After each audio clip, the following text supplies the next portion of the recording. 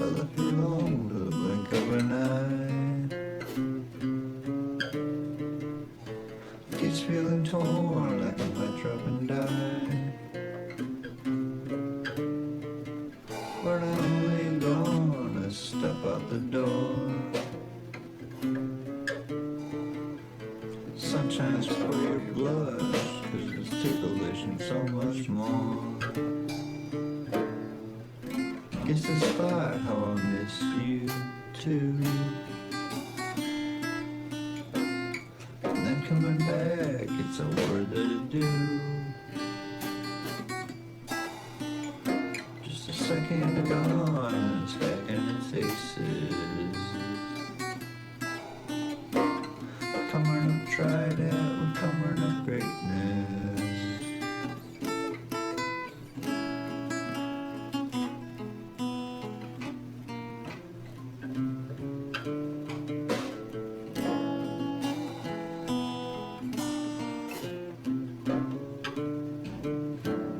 And there are times you for a breath. Pressures of you here with us, I'll admit.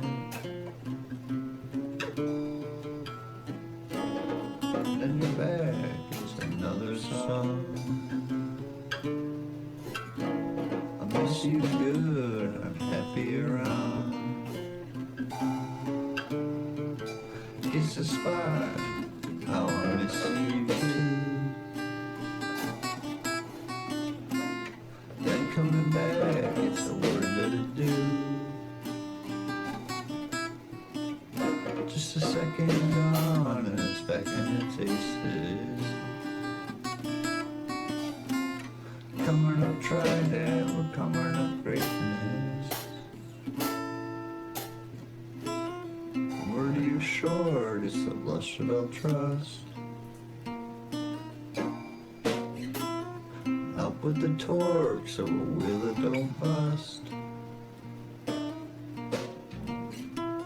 Or gravity zero, or free fall I do.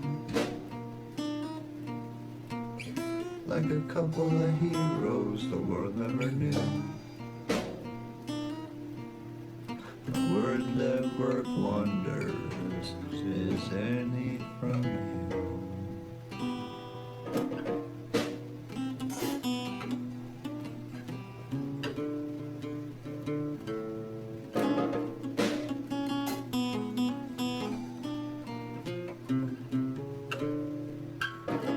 I left you alone for the blink of an eye. Keeps feeling torn like I might drop and die. But I'm only gonna step out the door. Sunshine's for your blush, 'cause it's ticklish and so much more. Guess the spot, how I miss you too. Then coming back, it's a word that'll do. Just a second gone, and it's back in its aces. Coming up, try that, we're coming up greatness. Coming up, try that, we're coming up greatness. Yeah, coming up, try that, we're coming up greatness. Coming up, try that, we're coming up greatness.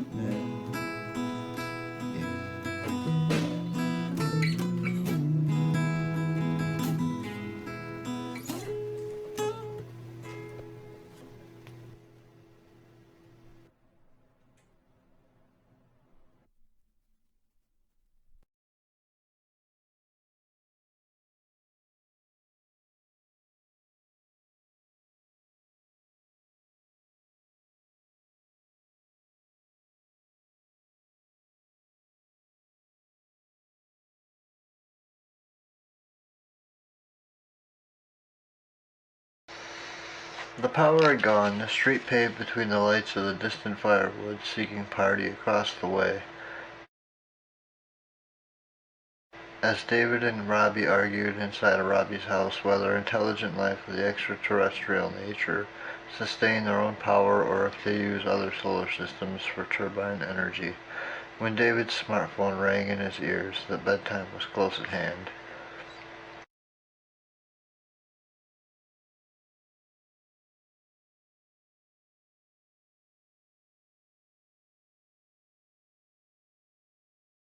You with scribbles.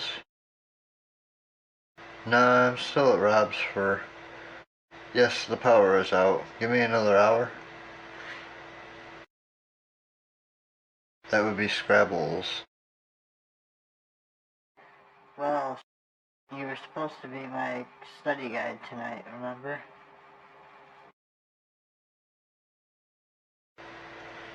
Yeah.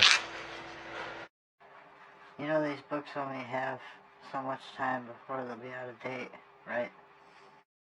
The candle's dying and my eyes are drying. Drier than mine? Drier than your humor. I'm lonely, boy. Why don't you take some rest, and I'll be home to wake you. Heather had been working on her school project with David, who was helping her to find interesting things whenever he found the time to be inebriated in some way, which was quite often those days. They'd compare the interesting things she herself had discovered while always staying sober and otherwise clear-headed. And when as such, David would smoke pot with Robbie, his film partner, and Heather would stay home writing. David's job as her study guide was to simply think up jokes and other cute ideas while Heather used them for plot twists and points and storyline markers in her writings for school. And on top of that, whatever time it happened to be that David would arrive home to her, the second social experiment would take place. If David's jokes fit with her assignment for the day in any significant way, he would finish the work for her, Heather offering only occasional criticisms to him. I've been thinking of stories all day, and I know you got tangents. No. Yours are the tangents. To be honest, I fell asleep when the power went out and didn't write a thing all day. So get your butt home before the candle dies, please. how long does that give you? Less than an hour. My ideas always put you to sleep. Is it that good an idea to have me home? It depends on whether or not you guys only thought of more stupid video ideas again. Did you? Matter of fact, we did, and it's called Fall For It, which begins filming next week. Oh no. Robbie and David had rigged one training wheel to a bike to help kids learn to face their fears of riding. Only they'd also rigged the training wheel to fall off on contact with rough terrain. They were to start the kids off at the end of a sidewalk just before grass, so that determined kids would continue even without the extra wheel. But as for the kids who would get discouraged at the mark of the challenge, they would really be falling for it. This, of course, was meant to encourage young viewers. While all in all the bulk of their videos were shenanigans, this was indeed the most encouraging.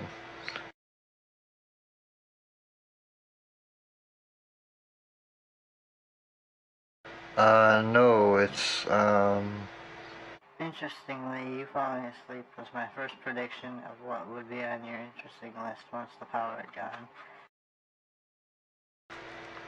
That's pretty interesting there. What? That you're so predictable? Robbie just rolled a joint into the shape of a donut. It's a perfect ring, but I don't know how he intends to smoke it. She told me too that this was second on her list of ideas today.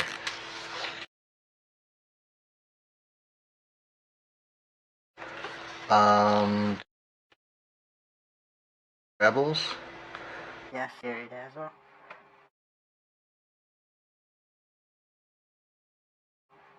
Did you tell Robbie at any time to roll a non-smokable joint? For when she called. Yes, for when I called. Why? Get your butt home. Okay. And tell Robbie he's a lifesaver. Am not. This is a lifesaver.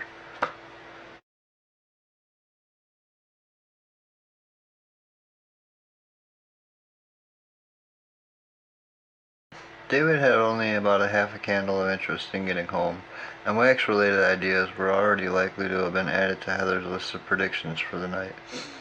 So he decided that if he was going to have anything of interest to say, he would have to find his inspiration elsewhere. He said his departing words to Robbie, who had already been boiling the butter for his lifesaver, and adding his own departing words.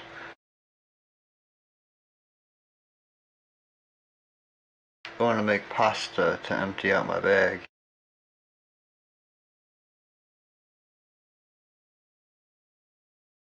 I'll let myself out, Robbie. See you later.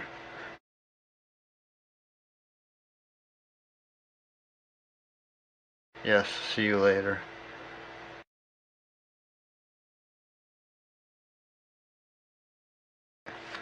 As he approached his car, he lit a square and glanced to the hoots which were coming from across the street.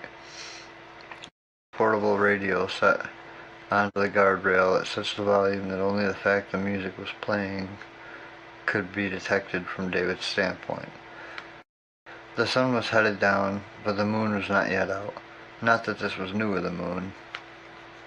David stood for a moment, hoping actually to find such a new moon, which was hiding behind the trees for the hour or so that the moon tends to hide behind trees for before playing its disappearing act on us all in those neighborhoods which find it difficult to locate through the artificial amber lighting of the city when it's only slightly up. David had hoped to steal the seeds of an idea as he eavesdropped on the group across the way during his walk to his car, but instead the group called him over their way. How should I know who he is? I just see him walking around now and then is all. Let's invite him. Before David knew what was about to become of him for the night, the whole group was shouting to him.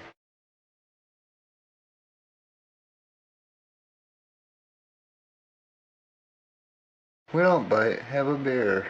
And if you're afraid of the dark, don't worry. We're going to a bonfire in a few, come on over.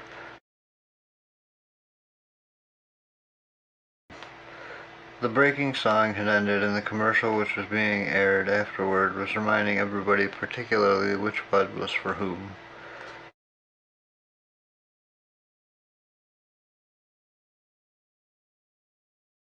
Drinking light? I'm John, these are my pals. That's Jim, Jack, and no, only kidding. I'm Steve, you are?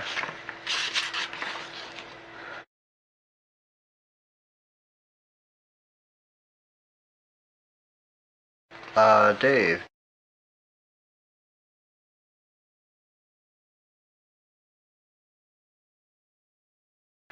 I'm Bri. Drink it dry. Ask me why. Guy. Why? My eye. The group laughed while David half smiled, knowing that these gentlemen were most certainly drunk. That's Joe, added Stu, motioning past Brian to Joe. I'm Stu, ignore Brian. He's, only half here as an out for you in case you decide you want to ditch us later on. And only half there because, yeah, that works. His case of beer is half gone, so pay no attention to him, but just keep an eye on your shoes. You'll be alright. Tall one sounds good right about now, actually, but I will definitely keep an eye on my shoes. You can have from what we're bringing to the fire. Sounds nice, thanks. Do you mind if I invite my girlfriend? More the merrier. David shuffled over to their lawn, grumbling. He rattled his mind briefly over what to say and how to say it. He only needed the right way to really tell Heather the work could use a break, only without any arguments ensuing. Their little writing project had been finished almost a month before, after all, and she was quite the perfectionist. He finally settled on the right words and made the call, beginning to hear the ringing signal first faintly, and then louder. The hindrance in Heather's and David's relationship wasn't that David wasn't a student, or even that he sometimes didn't understand her wanting to be more than just a student. He sometimes wouldn't think before speaking, which led to arguments a little more often than not, although they both tended to wind up agreeing that if not for him opening his mouth so much without first thinking, then they never would have gotten together in the first place, or gotten closer together as the relationship had progressed, for that matter. It was the matter of spontaneity which usually cooked up the arguments, and the acknowledgment to its necessity which landed the arguments back into comfortable living. The problem wasn't coherence, though, either, what with the both of them being the rightfully infuriating types at times, and it wasn't even because she used big words that he couldn't always understand, like columnist, and he didn't even know how to spell columnist. It was difficult to really notice the hindrance being as full of passion as things would seem. For instance, he'd once brought home baby's breath flowers wrapped in newspaper, telling her that the time for the future to be thought of between them was in the times all along, and following with some play on words about any of the times being right. The wording didn't completely make much sense in reality, but the gesture accounted for more than words could have ever spoken to Heather. The only hindrance David had of wanting to see Heather at home most nights was that they had never in actuality made physical love, and he was frankly nervous about their first time perhaps being so close around the corner that simply being around her had become burdensome in particular topics rarely within their daily conversation. They'd begun arguing about it a great deal, actually, as he became more and more frustrated. The notion would creep into just about every night, and its subject matter was certainly a mind rack for the both of them. But when any night could have been the night, David would worry more than just a little about it being so perfect that he often just avoided being home with her altogether. On the particular night at hand, he had considered it the perfect opportunity, however, to show her a night out, having always imagined their first time should be a nice date night, and that this particular night might be about as lucky as it would be likely ever. They hadn't been out in months, and David had been normally busy making his movies with Robbie anyway, following just about everybody's advice to him that any good relationship requires space. Heather, in the same right, was usually busy with her own compilations. It wasn't as though their deadline as the couple they were was apparent in its rise and fall on one given night being the night of some ultimatum to either make love or to lose that love. It would just certainly have been nice for them not to have needed to discuss it anymore. Heather made it through school on grants and scholarships, and in his spare time David added to the funds selling lifesavers. After more than one long argument, the two had decided to wait, complacency always creeping along with them, making love might have got the better of them anyway. Besides that, they'd only been together half a year, although on this particular night it was feeling like half a year and a week. The two had met at one local diner. She had been writing about the social patterns of waitstaff and the lingo that they tended to use, counting the occurrences of certain phrases and curse words. Hot stuff was one of the most common phrases, and one of the louder ones. I wonder if it's time yet was also fairly common and similar to it's time for a smoke. At least, at this particular diner it was the most frequently used. Robbie and David had been such the distraction with their loud cackling, though, that Heather had decided to rest her pen for the minute or so of fate, to take a break and observe David blowing smoke at Robbie and saying, "Why are you hitting yourself?" Heather decided to call one waitress over to ask about the waitstaff's favorite phrase, to which the waitress flinched and walked away muttering, "Smoke break." David had been staring at the particular waitress all night, and when she was at Heather's table, Heather caught his eye. So after some embarrassing banter with Robbie, he gathered his wits and headed to her table to ask what it was she'd been writing. Astonishingly, Heather turned her notes at that time to allow David's vantage to read, as she began to read aloud for him. It seems waitresses at this venue only refrain from congregating after receiving comments about the bazaar, and their friendliest gestures tend to be limited to elusive complaints about management. But there only seems to be one person here who doesn't smoke, and his friend seems to keep blowing smoke in his face. Shall I go on then? You know, Dad, I only blow smoke in his face so that he'll cough, because we needed to get the attention of the waitress you were just talking with. Funny. What are you writing this all for anyway? Research.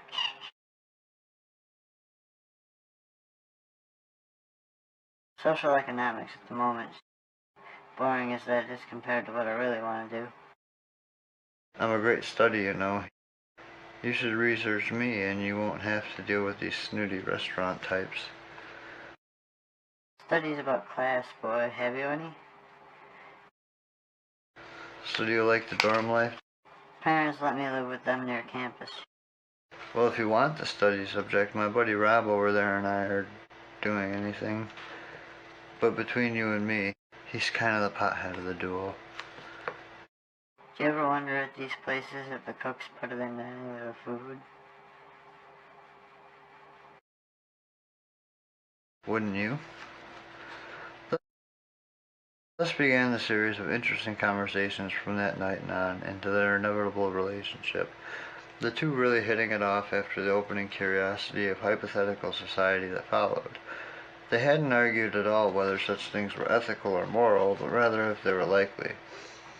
They discovered immediately that they enjoyed talking very much, and quickly vowed not to end any conversation without some sort of an ideal or principle being reached. If the question of would you or wouldn't you could at all be answered, the discussion wouldn't end.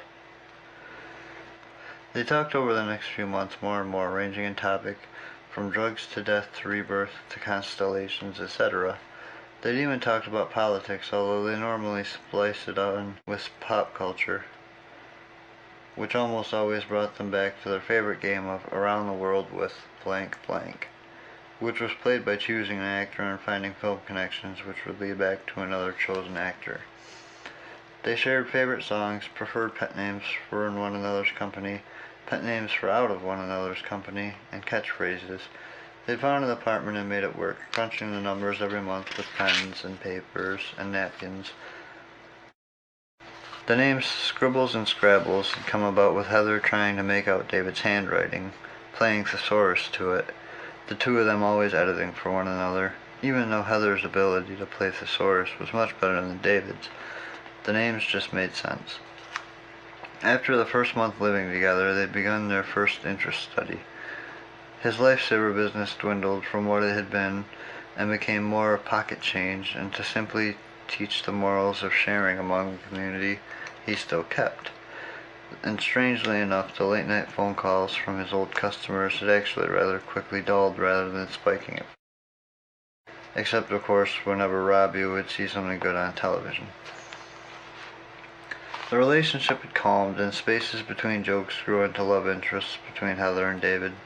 Neither had much grief, or there was the common television argument which always turned into the same-sided arguments about the pitiful couch potatoes of the world without girlfriends. Sore to think of the world, yes, but it kept them going.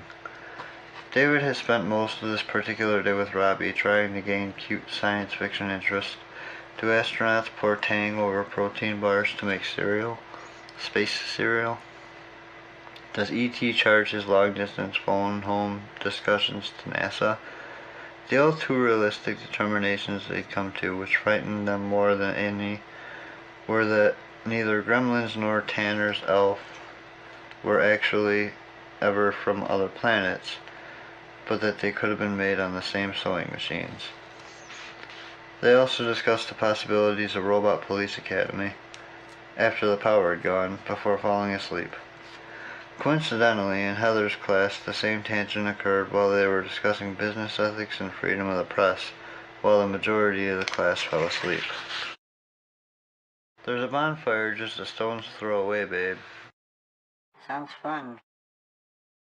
Have it. You wanna come out to it and meet me? School in the morning, honey, you know that.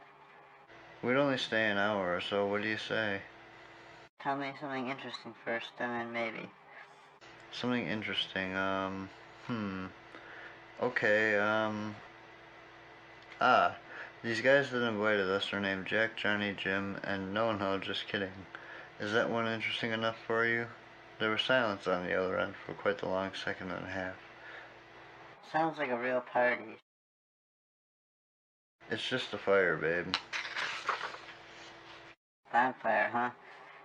Do you even know where it is? Yeah, it's around here somewhere near Robbie's house. Would you say it's a kitty lick from Robbie's? No. But it is only a few blocks, it would seem. Yeah, go ahead, hon. I'll try and wait up for you, but you've only got an hour, no more. Lovey-dovey then, and thank you. Thank you. Love you, Scribbles.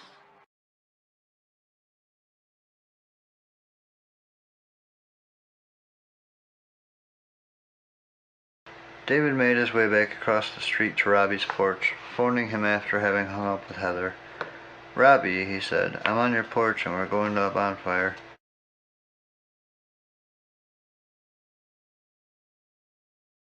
Do you think this looks good on me? I can't tell in the dark.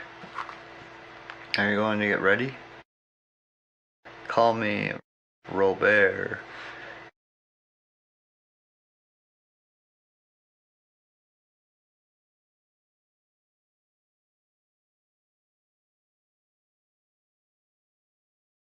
He returned a minute later, dressed. To the ball, then?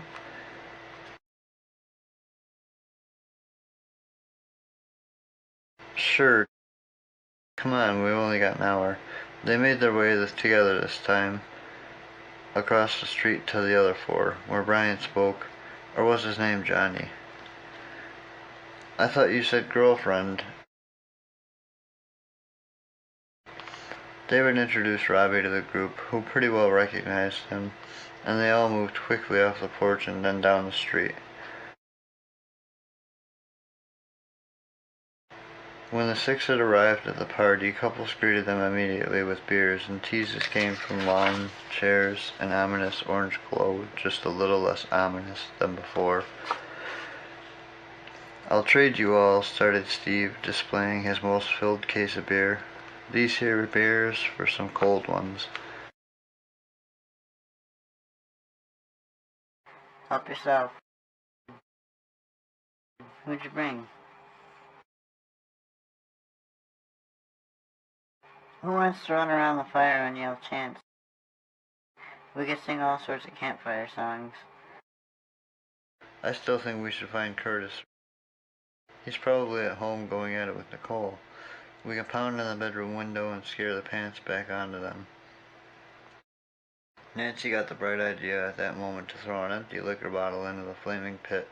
Flames switched into the bottle, spun around rapidly inside, and then spewed away, causing everybody to step back rather quickly. What was that about? Attention, duh.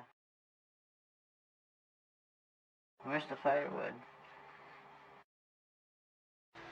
Todd took 3 steps back from her, waved his hand forward, and bowed like an elm over bees going at it. Robbie took the opportunity as the mood died slightly with the fire, sidestepping over to Wendy to try and make some small talk. So how do you know all these folks? You've been looking over at me for like 5 minutes straight now. And while that's happened with people before, it isn't exactly an everyday thing. So my question to you is, how do you know these folks?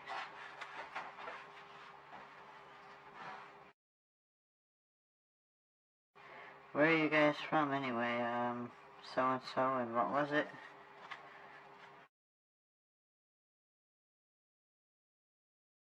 That's David and I'm Robbie. I'm just across the street from Steve there. David had been talking his and Robbie's film shorts to the others. It's a grammar questionnaire with questions way beyond the target audience of the elementary students, and it was titled Write Again. As in, your answers were wrong, so write them again. Some of the kids even cried, but it helped them in class participation. We found at least that much out when following up with the teachers, but of course we still got a huge talking to about bothering the kids.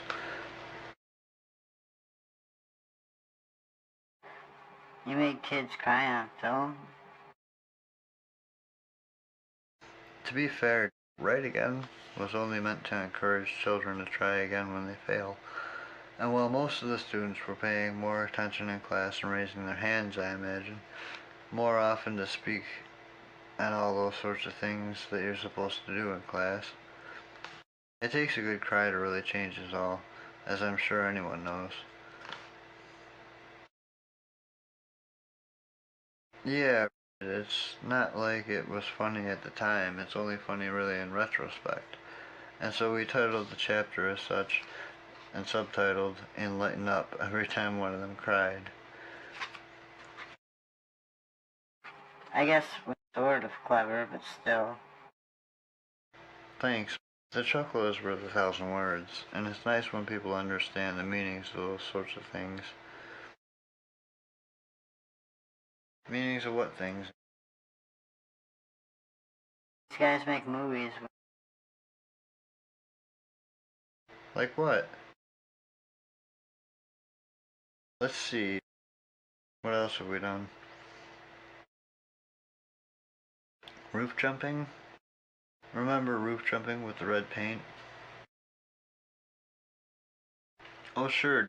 We had this mattress rested gently on top of balloons. Well, they were partially inflated balloons, also filled with thin red paint, and people would jump from the roof onto the staggered mattresses, and the red would splatter. The objective to freak out any and all passers-by, and of course the jumpers especially. What the heck did I just walk into?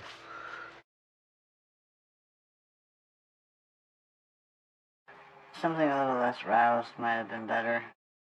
Horrible cleanup, I'm imagining.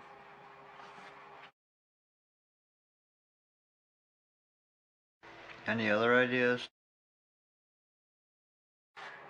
Let me think of one. That's usually how we go about them, actually. Think of a normal story that could happen to anyone, and then we just throw a twist into it. And of course, safety comes first for staging it.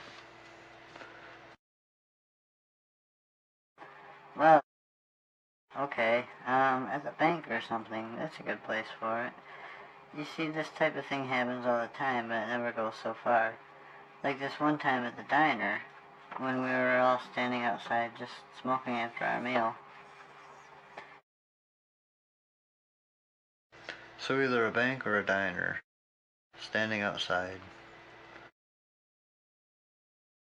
And this guy goes to push the door open, only he's supposed to be pulling, but he thinks the door still wants to open only except for that the guy on the other end is also pushing, which was why the confusion. Nice twist so far. So the guy waves to the one inside to get out of the way, but then still can't push the door open, of course. Because he's supposed to be pulling. Exactly. So he gets all angry, asking us if the diner was closing early, and told us the manager had just come to lock him out. So one of my girlfriends told him that all he needed to do was pull, but when he finally gets it figured out and pulls, he gets nailed by the door as the man from inside gave it a great big angry shove. I know it's terrible, but it really was just that hilarious in retrospect, after it finally all came together at the end. And the guy was alright, it turned out. That's half the art, drawing a picture for us. It really is. We almost did something sort of similar, actually.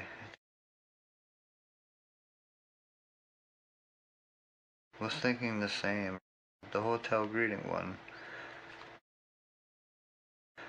Yeah, it was your idea, but the hotel thought it suspicious for me to come in on my day off and in uniform, so we didn't get the chance for mischief like we thought we would.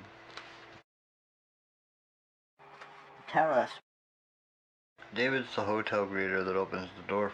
So if he hadn't been too afraid, we thought it'd be nice to have a little fun with him subtly holding the door closed with his foot while pretending to be trying to open it from the inside, and with me, meanwhile, hiding in the bushes with our camera, catching people on the film pushing and then pulling with him, and then scratching their heads when finally he would look at the camera as it zoomed to him, and we'd have later added the subtitle, "Pardon me, but that's my job."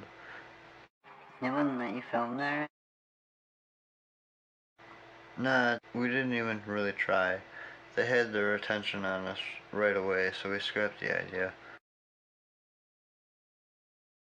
Pretty funny though. Thanks.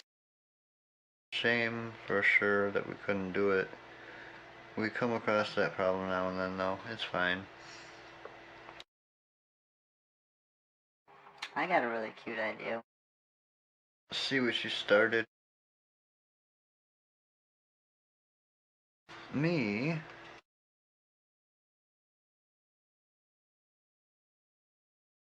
Shucks, it was just an idea. Shoot, we're all ears. Alright, so this band's playing a concert, right? And you rig one of the guitar strings to break quickly. I don't know, maybe put the wrong one on or something. But there are two guitarists, you see, and the other one removes one of his own strings and lends it to the first as a replacement. So now he doesn't have the right strings or is missing one or whatever, but the two just keep on playing like nothing had happened. You know, and you can call it No Strings Attached. Because they're such a good duo, they play with each other's strings, only with no strings attached, you know? It is really cute. Very good, Wendy. At that, anybody want a toke? David knew that he ought to be getting home to Heather soon, as the thought crossed his mind for the second time, the first time being the moment Wendy and Robbie had begun to click. The thoughts in his head were all, in fact, beginning to relate and revert back to Heather. He knew that he had plenty of interesting stuff, to say the least, material from this party, and felt guilty staying any longer, except that he was enjoying the serenity. He didn't want to make himself go wondering about what he was leaving, which was why he had come in the first place. Nonetheless, he knew he would soon cave, and made up his mind to leave the party with some really interesting things of his. My favorite is the poetry reading at the park. Ah, yeah. David was at an information desk in the middle of the park and with a sign that read, "Poems for sale." A whole video of them writing, except that nobody else is around the park. It's just me, in the middle of the field, at a writing desk we dragged out. Until finally his mom approaches him and gives him $1, for which he then writes a line and motions for more money. So she gives him another $1, and he writes another line and then motions again, and 4 times they do this back and forth. And so she finally claps at her pockets and throws her hands in the air, empty as they are, which is when I take the finished product out from the notepad and offer it to her. Roses are red, violets are blue. I was flat broke, now you are too. The group gave a half-hearted sigh of approval. Has anybody gone to the new burger place around the corner? Yeah, meet and greet is decent. We should go there now. Pretty sure their power's probably out too. The whole city's just gone. Oh, that's right, the power. David took hold of his cell phone, seeing this as a good time as any to exchange information. He thought it best to suggest Wendy's information to Robbie so that in case there was any mix-up, they'd have a backup plan for making sure all of those good vibes between them wouldn't go to waste. Besides all that, David enjoyed making Robbie look the fool. He knew that while acting the fool never really wins with the ladies in the long run, being made the fool tends to kick-start some sparks that stick if done right.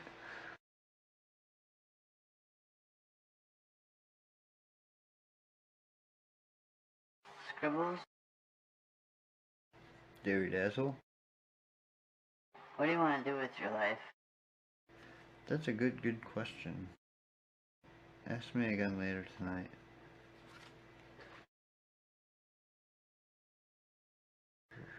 Pew, pew, pew. What was the question again?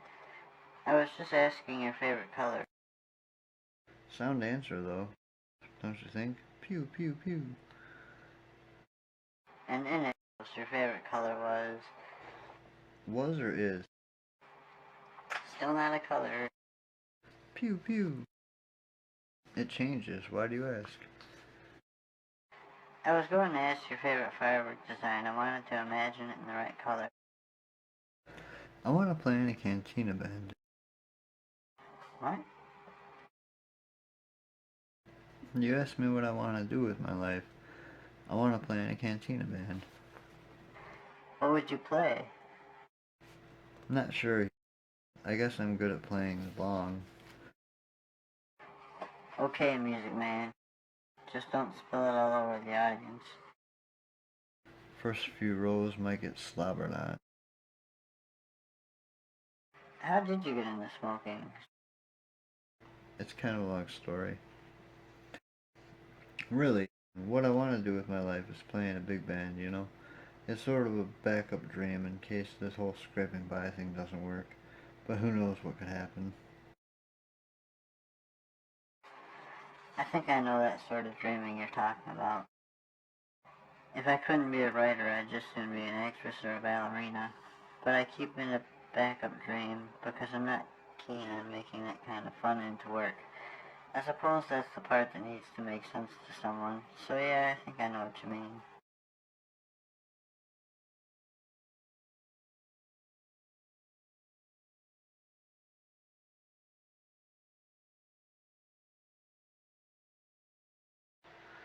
Heather and David's first date had been one of the most practical dates imaginable, however thrown back they were by her father's comments when David picked her up from class. She'd been performing the extra credit for one biographical assignment on her role model, the extra credit for which was to actually present the assignment with subject. She had chosen her dad, the actual assignment being to write a day from his past into memoir. This is my father, John. He speaks 3 languages and admits fluency frequently. What's fluency mean? He's a kidder. He's nothing short of, That's funny, I seem to have forgotten my thesaurus. What's a good word for funny, Dad? Funny. I haven't the darnest idea, but who wants to hear a story? Dad, that's my job today. Act 1. That's what I do, and did. So it's take your daddy to work day, as the kids say, and the whole class is... Dad, it's the story from the past. My story. Cara mia. Boys and girls, that's French for on with the story. It was a clear July 13th day, and the radio played an epiphany of music into my father's ear. He sang aloud and cruised along, slowly down the road, his mood simply nothing. He was thinking about the mind of a disc jockey and the pace of a rock star. He wondered whether they worked the same deadlines, and whether the disc jockeys read scripts or just would wing it like salesmen. How do they choose the orders of the playlists day after day? He was thinking these things to keep his mind clear for lunch with the lady who was to become the love of his life. Until you came along. Continuing, clear your mind, Dad. You're about to have arrived at the cafe. As he turned the car off slowly, he took a breath and scanned the outdoor seating of the cafe, where my mother was already waiting for him. He strolled to this love, and was greeted by the waiter with the usual waiter phrases. He smiled at my mom, who smiled back when my dad finally spoke up. Is this seat taken? Why no, his bride-to-be then added, before requesting her breath back. Woo! They discussed what they should order before my dad suggested water. A tad bit of information here was that my mother later had wanted to name me Aquarius because the two had decided on water to start their proper date, although they drank respectively upon being the first acquainted the week prior. On this particular day, though, they waited for their food and discussed not knowing really what to say. When asked what he wanted to do for his living, my dad answered that he wanted to be a writer. No fooling, a writer. Influential person, right? My mom said she wanted to be a mom. You really can't make these things up. So he asked her whether she was taking applications just as the waiter arrived. And since that application bit wasn't enough for my dad, he took the waiter to the side and said something a little callous. I told him that if he brought our check before we were ready, then we'd throw our drinks in his face and tell people it was a new theme for the restaurant. I don't think he believed us, but he didn't wind up bothering us either. This was back in those days when you could be rude to waiters.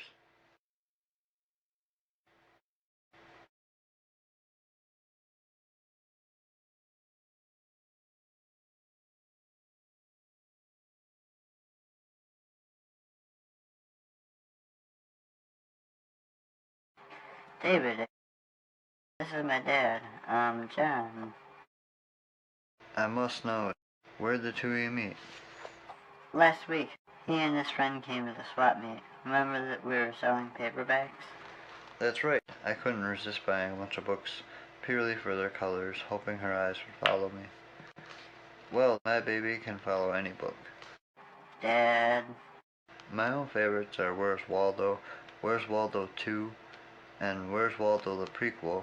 He's really hard to find in that one because he hadn't been born yet. Dad. So what are you two up to now? Our first date. No kidding, where are you off to on your date then? Figured we'd just drive around. I guess until we find a restaurant or something somewhere.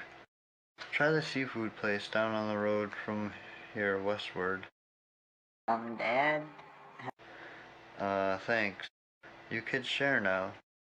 We'll split the bill. Come on, David, let's get going. Nice meeting you, John.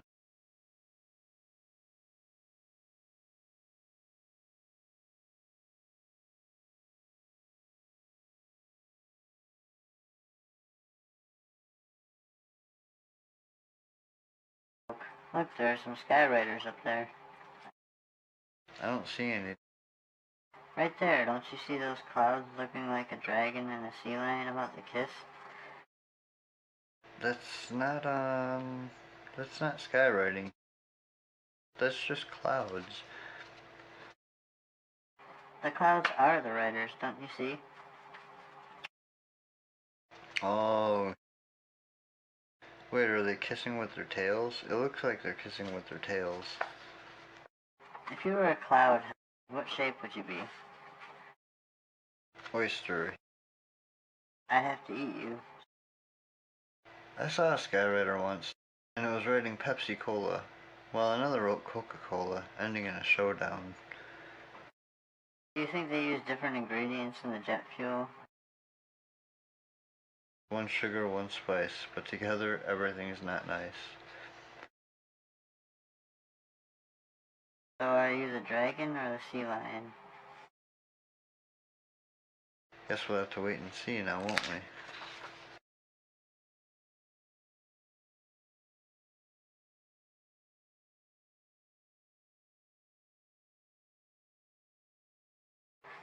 Tell me about Rob. What's he like? Well, he's very passive. We met in high school, him the skipper. Not as in skipping class, but actually skipping to class. He was a weird one. Sounds like a real loose spirit to me. Yeah, he was pretty silly back in high school times, but now he's just passive, I guess. What do you guys do when you're not making videos? We come up with the ideas, you know. Music, just regular old normal stuff, you know. Between ideas, we're actually pretty regular people.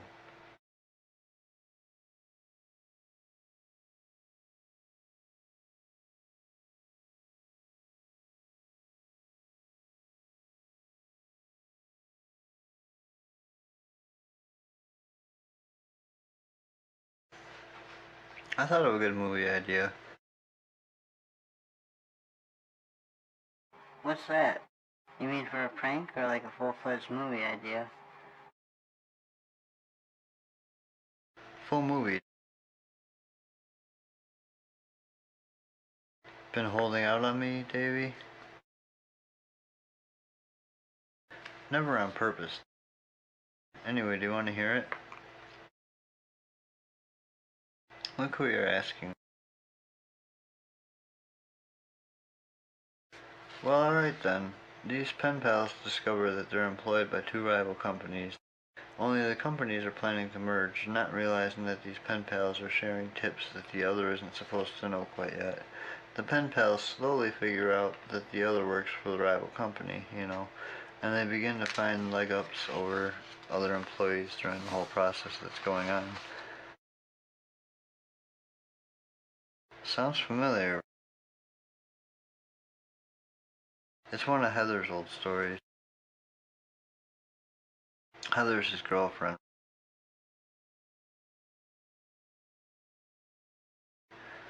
Anyway, the executives are furious because they know these blue collars are getting their information from somewhere, but nobody can really prove where or from whom the leak had begun. Yeah, that was a good one. Any ideas for us, though? That one would be your turn. You ought to remember that I came up with the last one. Alright, Smarty. How about a silent movie? What's that? This guy and girl fall for each other and into each other's arms. It's just a start, really. Nice. I'm glad it starts nicely.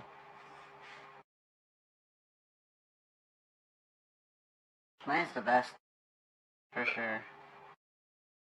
Which is? When Mitch and I started really getting serious, he wanted the body paint, so I let him draw a heart on my stomach. Stummy? Did you just say stummy? Yeah, stomach is totally my word. Anyway, I told Mitch that in the back of his mind, the heart on my stomach must mean that he wants kids. So he said he wanted me to wear something on my navel piercing, pretending to think it was pierced, and then when he remembered that it isn't, he said it's just as well, and that I could wear the ring on my finger. I never tire of that story. Such romantics, you two. When my car got hit by some soccer moms, and one blinker went out, he picked me up for dinner later that week and one of his running lights was out. He pointed to it and said he was getting ready for sympathy pains.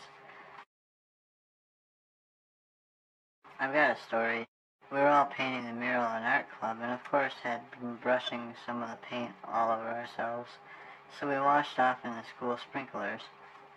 Of course there became this huge rainbow that ran right through us all.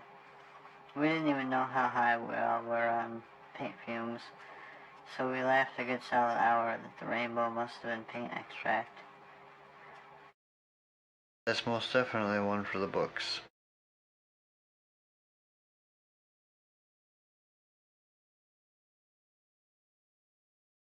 I should probably get going.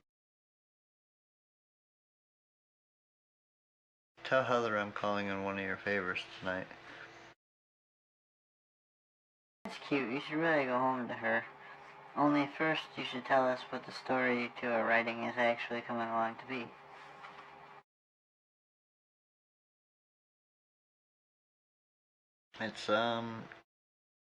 It's just that, coming along to be. Well, okay. It isn't so much that it's any work in progress anymore, as it looks like it's going to be drafted into the superhero story at this point, but that's only if it goes my way.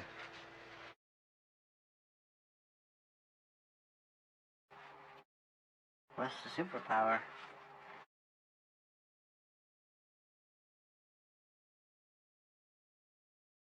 Time traveling? That's the one. The main role keeps experiencing these changes he can't explain, changes as in his new abilities throughout each different chapter in his story. Turns out that future employers of his are sending his future self to train him for these different projects. The future self not then needing to go back to teach himself once knowing the training in his past, of course by the law of causality, Well, by the time the reader digests, it just seems like these are all abilities that were naturally capable to him. The story takes toll against him because he begins to discover the ability to travel back in time.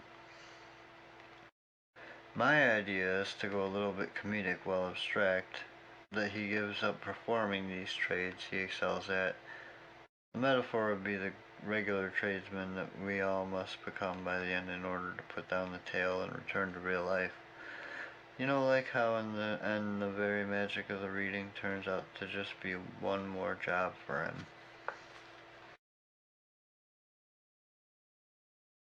That's a really good idea. Only it might really mess with the people's heads how all the causality works, unless something profound happens. Let's just say something does.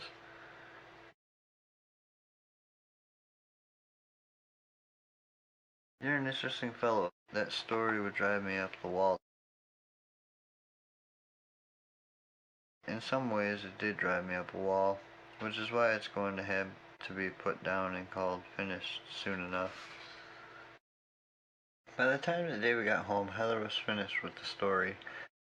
She just finished writing a new one in first draft, matter of fact, for presentation the following morning. She only hoped David would express his approval before she expressed hers. She was in fact glad she had gotten the place to herself. It had really given her the chance to learn that she could do this writing thing more easily paced on her own anyhow, and it also gave her some practice time for an argument with him. No duh, he never should have gone to the party in the first place, what with having plans with her prior, even if she did realize the most of her time without him. Yes, she had written it without him, totally new. It had nothing to do with superpowers. How was the bonfire? We didn't end up going. Robbie didn't want to, and I wasn't about to go over some stranger's party by myself. And what were you doing all this whole time? We fell asleep for a while. Gee, sorry. I finished your story, and it has a number of your ideas in it, although you come off as quite the egocentric jerk who would go to a party with strangers expecting his girlfriend to show up alone on faith. Say again? Only she doesn't. She stays home instead, too. You wrote a slam book about me? Not exactly. The whole thing goes your way, actually, like usual. I'm happy to see you. It's just that I'm busting your balls because every story has been yours up to this one. Phew. It did seem like you were joking around. It's about you as if you had gone to the bonfire. How's it finally end? Do I come home to finish it for you? It wouldn't be very inspired if it was just exactly how we planned the real life to go, now would it? Nah, your real life story was really just one of squandering the time you had away until coming home to find me upset. You are upset. Wouldn't it be better instead to end it with something of a twist for the reader?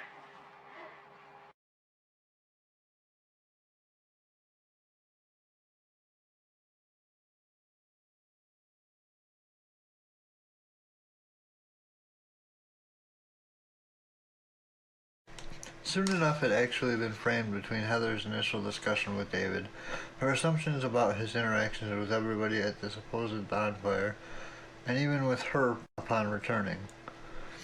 Although she drafted the truth into the ending by the time he had really come home, it was the ever so important metaphor she'd been trying so long to find for their relationship. So she had comprised it mostly of his ideas, or at least those of his that she could recall. She wanted to collect his work and copyright it all into one, so that he'd have to collect his wits about him and do something with it. As she saw it, he was just that uncollected with his ethic and needed someone to do it for him. So she did. If it had to be in her own fiction, then she would do it, and that was that.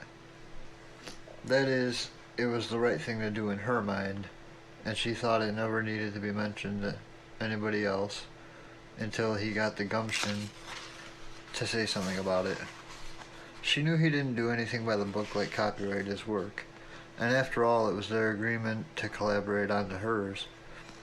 If he ever should decide he wanted to do something with it all, she knew she'd certainly be happy to sign him the story, and albeit the whole thing. Until all that might happen, she considered it her means to find her way into the world of published work, where then she could find her own muse. In the event that she might need some sampler for publishers on some future date, she'd have already turned soon enough in for school, and maybe even the school would offer her some insights for it too. As for being with David, she knew that she would only have the time and inspiration to write her own material after leaving such a toxic relationship. So she considered the comfort of trying to help him find his publishers in the buffering way that she would be leaving him. She figured it could take up to a year, but it all didn't quite happen like that the following morning when they discussed it. What exactly is it that you mean when you say that I am overbearing? Just that. Are you not listening? I want to live free, and I'm not able to do things at my pace. Well, I'm trying to help you. You're already free. You can focus all your time to work. If this is about earning your own keep, don't think you have to earn mine by any means. I don't want to have to earn keep with anybody else in the picture right now. First of all, that's not right, just living from following to following, not knowing what you'll make from one night to another. The story meant that to me, that you might make great impressions in Promise and Ordeal, but when it boils down, you spent the night getting high with Robbie. It's not about how well I'm supposedly meant to know about you. It's about how well I'm able to get on without you. We were supposed to be working together on these things. I saw last night that I can write without you, but even when you crept into the story, it was only homage. Isn't all work an homage somehow to something? But they're absorbed from my work, and it comes out all David, David, David when I try and write your ideas. I don't want to have to rely on that. I'm graduating soon, and down the line I'm going to need original, I'm going to need some of my independence from us. Can't you see that? If you're going to just argue about investments, you're going to have to learn to make an investment. It's not just going to happen, homage or not. You're going to need to build your work, and it's going to be on personal experience whether you want it to be or not. You got great work, believe me. If you put your work out there, you'll be discovered. If they like it, great, and if they don't like it, then simply turn it into another publisher. You go to private collectors, monetize at book fairs. There are endless possibilities, and commingling is only going to help us both, regardless if they see the other in our work. It's not even about the work. What if they publish me and not you? I'm not going to be held responsible for throwing you under the bus, but the argument here is that it's going to happen to one of us first.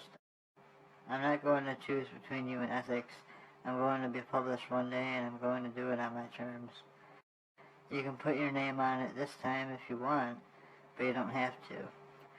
Just don't think you can trust me to build and build only to have to squander through my life and career like you're doing. You gotta understand that this isn't a hobby for me, and you're making it pretty obvious that you're not taking me seriously in my own right anymore. This isn't a hobby for either of us. I know that, but real writers work criteria and deadline, and they market, and there's a business side to it all that I want to learn. I can't do the story-to-story thing like you do because one day I'm going to need a solid foundation. I'm not going to be able to rely on just waiting and waiting until the inspiration comes. So that's it. Maybe we weren't meant to be in business together. I mean, you don't even have any degrees. Were you at least amused by me? I'm going to need a break from amusing. What about the living situation? I'm giving you the benefit of the doubt. I'll stay a while until you find your own place.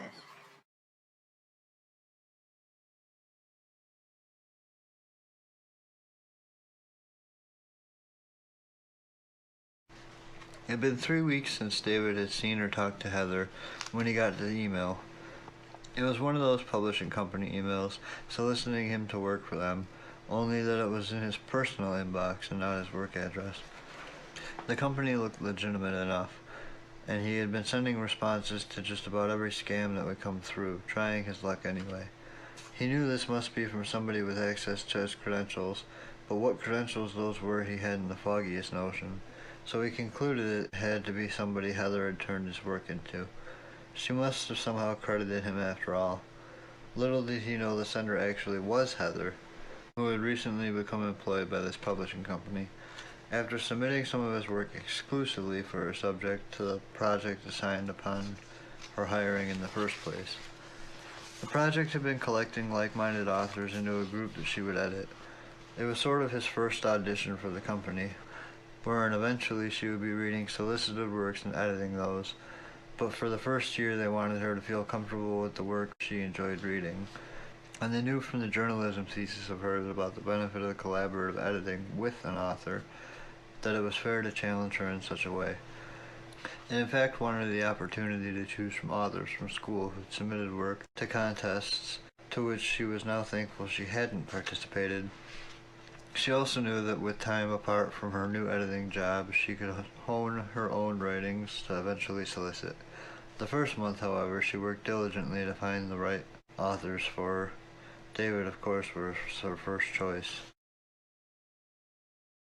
She knew his skill was there, even if David didn't know to pursue it himself, and sent the correspondence to the only address she knew, signing the name of her provided assistant to the bottom. Thus she knew that David would himself not have any way of knowing that she was involved. She didn't feel she needed to open that whole can of worms. Meanwhile, David only thought of her sitting in a normal community college classroom, most likely taking notes. She had moved out of the apartment at the end of the month in which he'd agreed he could suit the living arrangements, allowing Robbie to join his lease. While David's plan all along was to be discovered rather than to solicit, Heather was in pursuit of hers, ensuring it.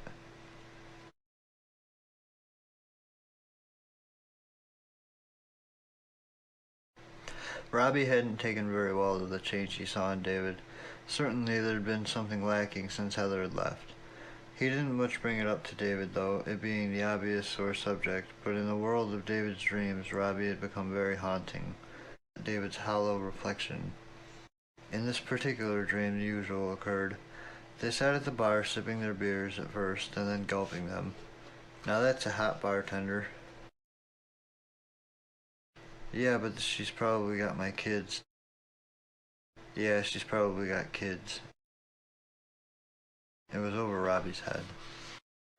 Each day David awoke and thought similarly about how bad this hangover-like feeling was since Heather.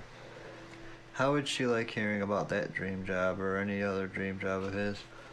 She was his passing best friend and the basis for just about all of his characters, and he didn't even know what she was doing for certain. He made himself some ranch waffles and turned on the news. Another hot and humid day in the forecast, the weatherman was saying, with some thunderstorms on the way later tonight. David loved writing during thunderstorms. He felt it was more poetic when poetry was around him. He had long ago promised himself he would take one day off each week to write, Sunday. It had so far stormed this summer on his writing Sunday only once, but this next one was going to be a doozy. He'd wake up not bearing the thought of her. It was too much. He couldn't tell her what he'd written each day. She couldn't respond. She was busy. It went to his head, and likely hers as well. To her response, nonetheless, he'd write. Even with having never received any responses from her older email address, the one they had shared, he kept on sending his samples. It wasn't even just that he wanted her to see him getting on without her, but rather he wanted her to realize she would still be inspired by him. Some days, however, David tried not to think about Heather, but instead would try writing for Scrabbles. Over the next couple of years, he had been sending his pitches and stories to the company, while the company would pay him his small but steady amount for each. They kept his checks coming, and he kept writing anything and everything that delighted him, emailing week after week. But as far as the work he was sending Heather's old address, he never did receive any response. He had no way to find her for sure since her postgraduate transfer. All they had were old texts. One of his last messages for her on that phone number discussed some grand vision of someday living in a cabin together, not too distant from the city, but just distant enough to not be bothered by it. When he'd realized how crazy the idea must have seemed to Heather, he decided not to bother her anymore. I've got you under my thumb. Isn't it Skin? I've got you under my thumb. Pshaw. Now that there's a hot bartender. She's probably got my kid. Yeah, she's probably got kids. Smoke? Thought you never asked.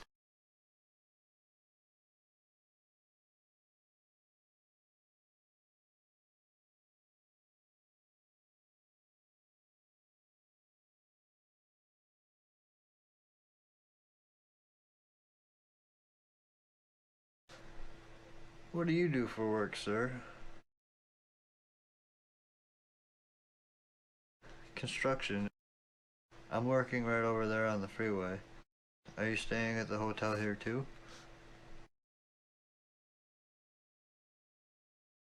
Just making sure the bar is upkept. You mean the bartenders? Rob. And this is David. Stan. Do you live around here? I've got a cabin up north. Really? That's really cool, actually. What do you do? Well, that there's an earful.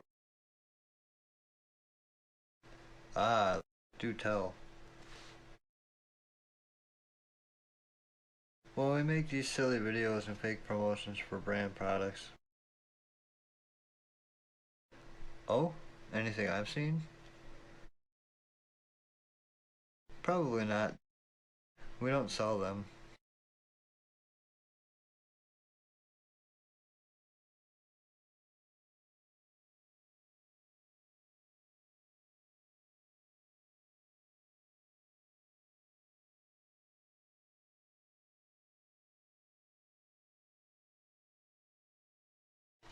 David had an agent, although they never met.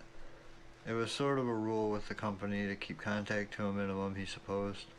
He'd never seen that coming in making a career out of writing. He actually wrote short fiction and could find it in the magazines after the publisher notified him. Sometimes in passing, he'd wonder whether a streetwalker might be peeking over his shoulder, his publishing agent, making sure he didn't get into any trouble.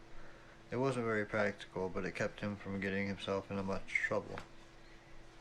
It was the private collector's spectrum that he worked. It was the agent's job to ensure that his work continued, only sampled. Collectors would offer monthly investment for full access to his work, along with some other authors like his. The rest of the public just got the occasional magazine samples. Most collectors are critics, so he couldn't personally contact, not to mention he might convince them to buy through unorthodox means. It was much the same with his agent for some reason. The publishing company never told him Heather's identity, or even anything about her for the matter. Suffice it, David knew there was even an agent at all. Nevertheless, Heather was not only his agent and editor, she subscribed to. On his Sundays, David would warm kindle his inspiration with songs. Before the final drafts of his weekday work could be proofread one last time prior to sending them along in emails, the songs never made it to submission with his fiction. They were simply warm-ups. He couldn't resist writing the fictional girlfriend he had fathomed into the story based on Heather, of course, though having grown and evolved over the year or so with his songs. She sits, observes my working morale, takes steps back before we scroll. Belch from her, I take a break, the overall continues to create. The life, the art, the work, the touch, another. Another belch to strike the finish, dips her hand in a signature dish, shakes it off and ink drips, switching plots to this. Her hand is pressed behind the work. She's got the vintage still. She's in my corner. He was ready to submit the last week's proofread after an hour or so reading over it. He enjoyed pretending as if at any time somebody might knock down his door, claiming to be that publisher which had his gargantuan check that would finally tell him he could just pitch his ideas from then on, needing never type again. It was some early retirement fantasy that would really have driven him mad should it ever have come true. One of those fantasies.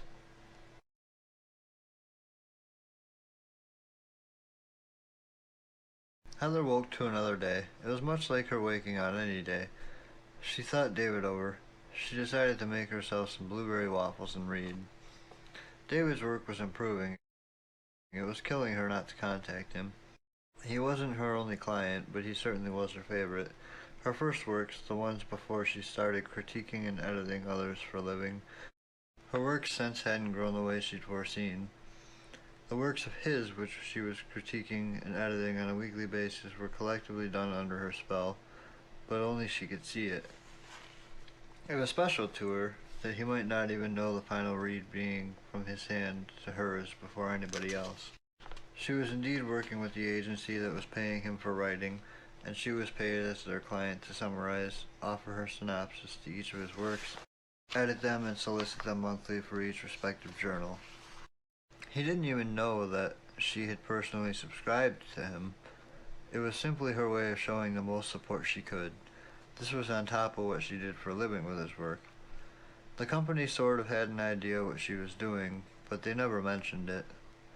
The work between the two just happened to be selling that greatly and consistently, and so the gossip was kept at bay whenever anybody saw her coming their way. Each Sunday, with cigarettes and soda, she'd sit with what was to become their collective work.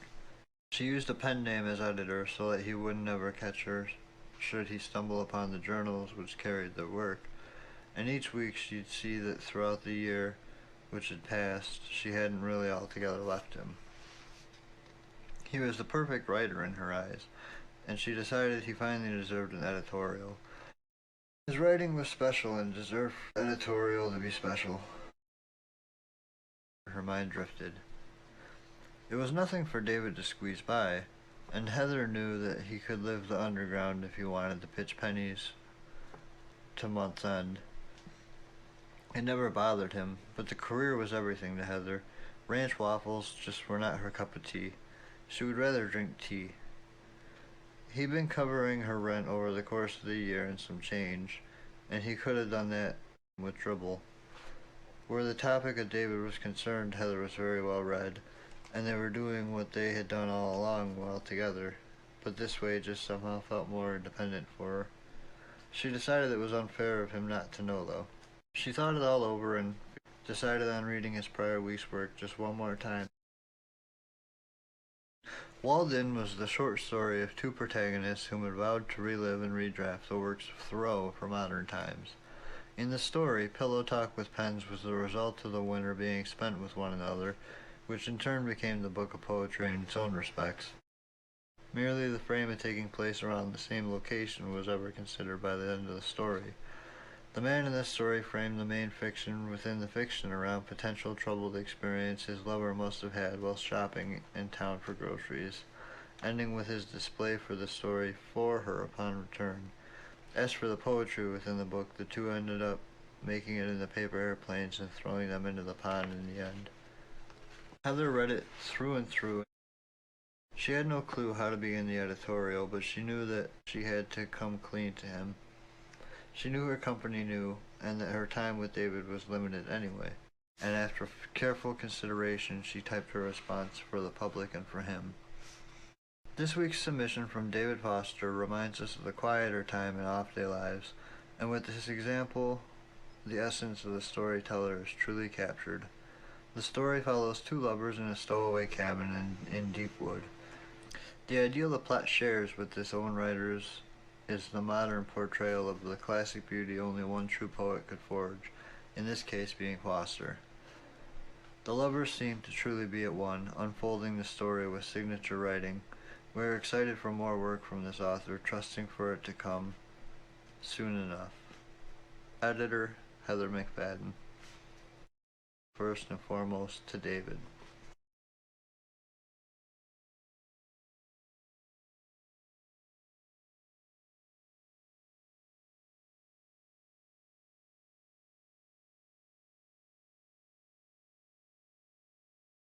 Beyond all the journals in his book itself, walled in, David kept promotional ideas into the empty pages which he'd made with Robbie. He read over Robbie's and his scribbles, word salad really, then decided to buy some new books before submitting the week's new work for the company, mostly because he needed the fresh approach. He and Robbie had already filmed a couple of ideas from the book they kept. They just didn't seem to be doing the trick for David anymore. For instance, in one they had used a rope with which Robert waged a tug match with one of the local dogs in the park, after getting the owner's permission, of course, while David provided the rapid commentary for it. Yes, it was fun to poke at the idea of such interest and such spontaneity, but it didn't seem as surreal to David as their past work. It wasn't up there, for example, with hooting car alarm noises at a mall car giveaway contest and dubbing a voiceover, "Mr. Robinson, how did we get inside a mall? It's been decades since we were last spotted together, and when did we change models anyway? Oh no, now it's the fuzz. Act casual." He thought over all the memories that he'd shared with Robbie over the course of their friendship, wanting to tear half of their bad ideas out of the book, but like usual he kept them in and just went to the store for more.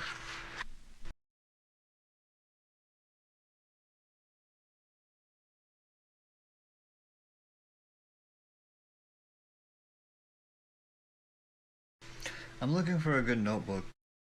One with some fashion, but not too gaudy. Something specific in mind? It's gotta fit my mood in essence, and should be big enough to fit a novel. How many pages are you looking to write? Not sure, but it'll be written sort of inside out. Oh, okay. So, two. Two of them are most likely going to be needed in the end, at least. Two or more epic-sized notebooks. Let's see what we have in the back for subject notebooks.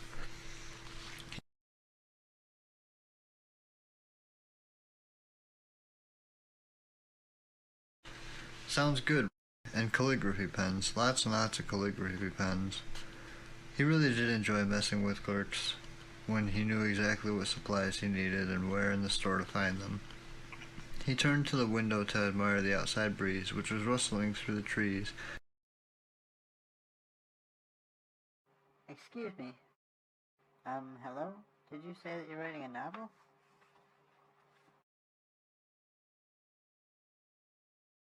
I like that belt. Where'd you, Oh, this? It was just a leather band at first, but I had them inscribe it for me. That's, What's the book about? it's, not even started yet. Well, surely you have some ideas. Really anything to take my mind away from the world, you could say. I'm David. Bridget, are you... being paid for it? Well, yeah, there is this one sort of a job with one publishing company, but this book is more just for ideas and brainstorms, really. Ooh, brainstorm's awesome. After some moments, Bridget and David followed over to the poetry corner.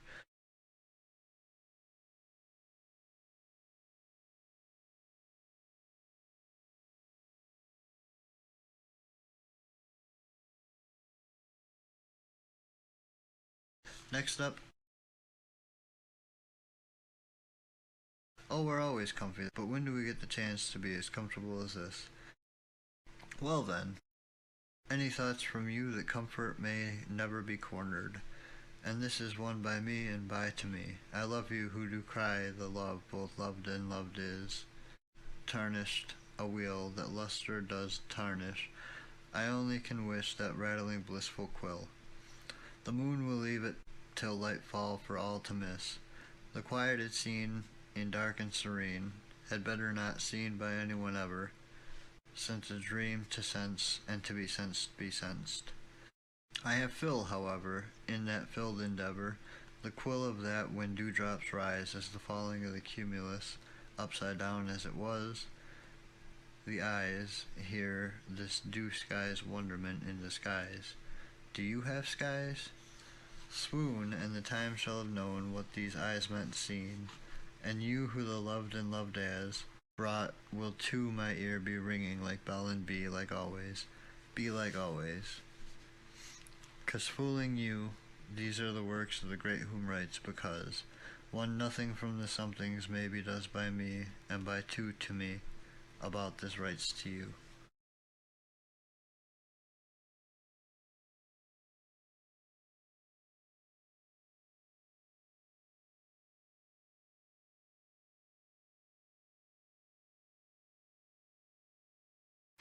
What's your fashion? Possibilities? Well, I try to wear it sincerely. Did you see the sign on the way out? Free signings from the sign making desk. I did see that. Good, then I'm not crazy. Anyway, do you like this cafe? It has its possibilities. Bridget wore her hair very much non-deliberately, although it was simply not a problem to notice that it was comfortably astonishing. It was as if she deliberately didn't fix it, but rather commanded it, and that commanded David. The other thing, he couldn't get over it, was her witty comments. He sucked up the whole meal, but she was just so quick to quip. He'd asked if he had any brownie points for one, and she told him brownies had been pressure cooked, but that they were being processed. He told her she was sweet, and she told him that it didn't mean a lick. The best part to him was when she made bunny ears. She danced her hand over the table and laughed. Look, you got me making foreshadow puppets. David thought about their date the whole drive home, knowing exactly how this next story would start, only feeling guilty about it for following so soon after the obvious influence Heather had had on Walled In. He knew when he arrived home that Bridget would call him soon enough, but checked his emails before she had the chance. He never should have checked his emails. By the time Bridget finally did call, David had written something out for no matter what was going to follow, and it was for both Bridget and Heather to read. It began with a question. Have you ever truly been in love with your work?